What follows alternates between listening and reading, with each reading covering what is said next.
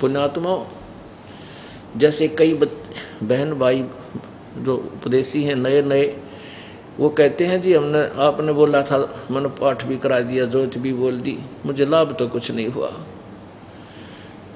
पुण्यात्माओं, ऐसी बात नहीं होती कि आपको लाभ ना हुआ हो।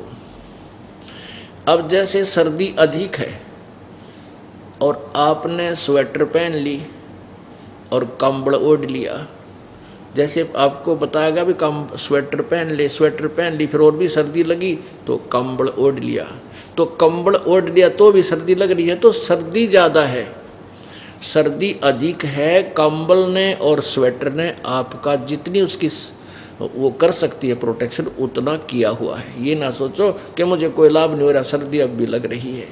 तो जो आपको विधि ट्रीटमेंट बताया जाता है, उसने आपका ऊपर पूरा प्रोटेक्शन कर रखा है।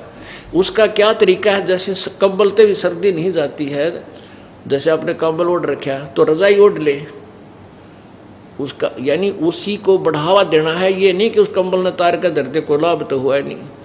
अब जैसे किसी को बताया भी जोत बोल भगवान का हवन होगा, उसके हवन से लाभ होगा,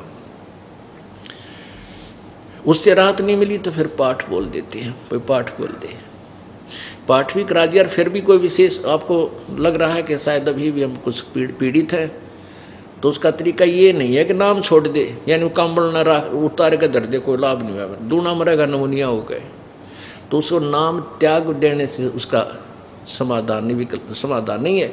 उसको और बढ़ावे, यानी और कोई धर्म ही विकल्प समझे।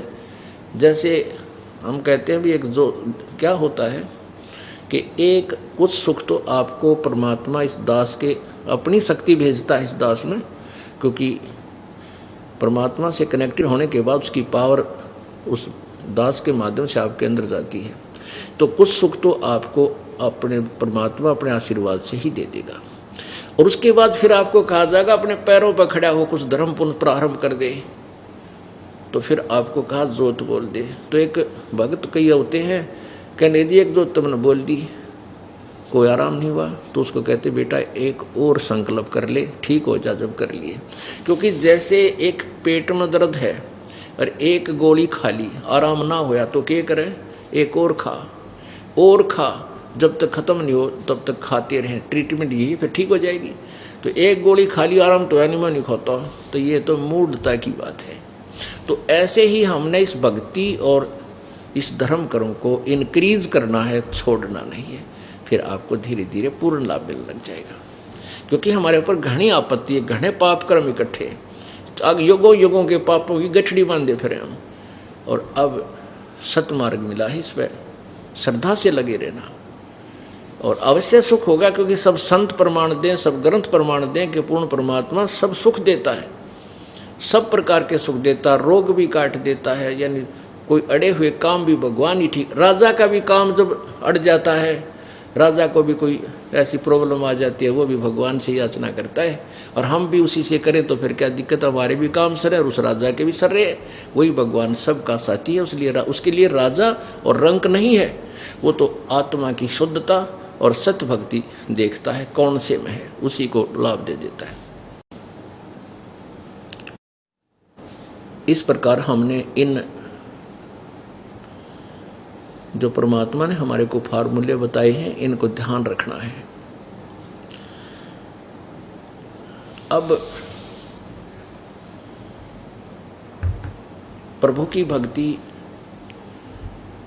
हम कैसे करें, वो परमात्मा कैसा है, कौन है, पहले हमें ये निर्णय, हमारा ये कंसेप्ट क्लियर होना चाहिए कि हम जो साधना कर रहे हैं ये यथार्थ है या नहीं। हम जिसे भगवान मान रहे हैं ये कंप्लीट गॉड है, ये पूर्ण ब्रह्म पूर्ण परमात्मा है भी कि नहीं। क्योंकि पूर्ण परमात्मा के बिना ना तो हमारा कोई पाप क्षमा हो सकता, और न ही हमारा मोक्ष हो सकता, न ही हमें कोई सुख हो सकता, हमारे ऊपर आने वाली आपत्ति भी नहीं टल सकती। मासा घटे न तिल बधे, विद ना लिखे जो लेख, सच्चा सतगुर मेट कर ऊपर मारे मेख। परमेश्वर कबीर जी अपनी महिमा आप ही बताया करते थे।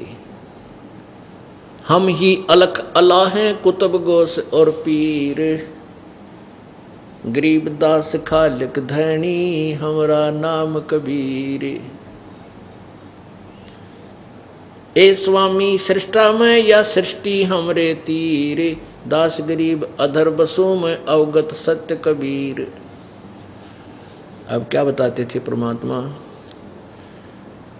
कि मैं ही अलख अल्लाह हूँ, जिसको तुम अलख अल्लाह कहते हो, अव्यक्त प्रभु कहते हो, जो दिखाई नहीं देता। अलख माने तो दिखाई नहीं देता, अव्यक्त प्रोक्ष वो अल्लाह, वो पूर्ण परमात्मा मैं ही हूँ।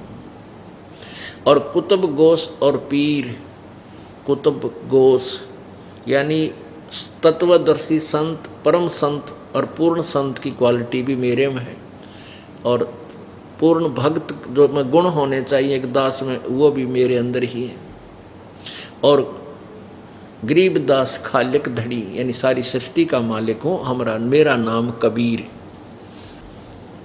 और हमने क्या सुन रखा था कि भगवान तो निराकार है, वो दर्शन नहीं देता, वो तो निराकार है, वो आज तक किसी ने मिलाए को नहीं, उसका भगवान का केवल प्रकाश, समाधि दशा में केवल भगवान का प्रकाश देखा जाता है।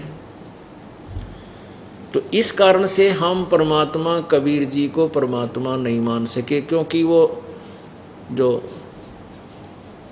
इनकम्प्लीट थ्योरी थी, रॉन्ग थ्योरी, जो गलत सिद्धांत हमें दिया गया था कि परमात्मा निराकार है,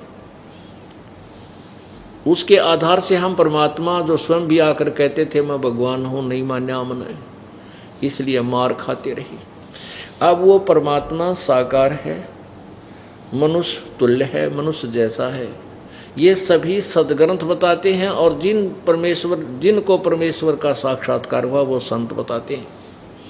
तो सबसे पहले हम ये कंसेप्ट क्लियर करेंगे कि परमात्मा साकार है, निराकार नहीं है। निराकार उसकी शक्ति है, उसकी पावर है। अब जैसे कई कहते हैं भाई साकार भगवान अंतर्यामी कैसे हो सकता है, यानी वो उसी थ्योरी जो रॉन्ग थ्योरी से प्रभावित है। अब पुण्यात्माओं, जैसे एक अल्ट्रासाउंड की मशीन है या सीटी स्कैन की मशीन है, यंत्र है, वो साकार है और वो अंतर्यामी है, अंदर की सारी रिपोर्ट बाहर निकाल देता है, ऊपर लानता है, अंदर भी नहीं कुछ डाला जाता। तो वो साकार भी होकर अंतर्यामी है, अंदर की सारी रिपोर्ट ले आता है, कहाँ क्या डिफेक्ट है। तो उस परमेश्वर ने क्या दिक्कत होगी, साकार होकर हमारे अंदर की ना जान सकता। उसके दिए हुए मटेरियल से हमने ये जो ना खोज करके ऐसे यंत्र बना लिए, वो तो खुद मालिक है जिसने ये सब मटेरियल दिया है। परमात्मा मनुष्य जैसा है, इस कंसेप्ट को बार बार आपके समक्ष प्रस्तुत किया जाएगा, तभी आपके हृदय में यो ज्ञान समाएगा। क्योंकि प्रत्येक सत्संग में श्रोता बदलते रहते हैं, और जो लगातार आ रहे हैं उनको ज्ञान यज्ञ का लाभ, क्योंकि परमात्मा की चर्चा जितनी भी कान्ना में पढ़े उतनी कम होती है, और ते 100 बार पढ़े। जैसे हम सुबह खाना खाया, शाम न रुचि बनी तो हम स्वस्थ हैं। यदि शाम को वही खाना हुआ है, रोटी अरुचिकर लगती है, तो हम अस्वस्थ हो दिए। तो भगवान की चर्चा वही है, आजीवन सुननी पड़ेगी, आजीवन इतनी अच्छी लगनी चाहिए, गदगद हो जाना चाहिए कि सचमुच हम तो भूले पड़े थे, भगवान तो ऐसा है, साकार है। ये सब सदग्रंथ प्रमाण दे रहे हैं, जिनको हम ऑथेंटिक मान्या करते।